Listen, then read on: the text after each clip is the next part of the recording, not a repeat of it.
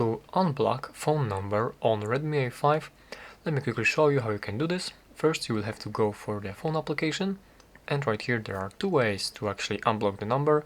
The first one is if you find this block number in the recents, you can simply go for more details for this number, and as you scroll down here there is this button to unblock the number. So simply you can press this one, press OK, and now this number is unblocked. And this is the first way that you can do this.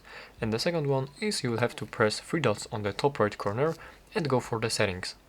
From here go for the blocked numbers, and there is this list of all of these numbers which you have already blocked recently. So all you have to do is simply press this X icon next to the number which you want to unblock, and as you do this, here press this unblock button, and now as you can see this particular number has been unblocked and is on this list no more.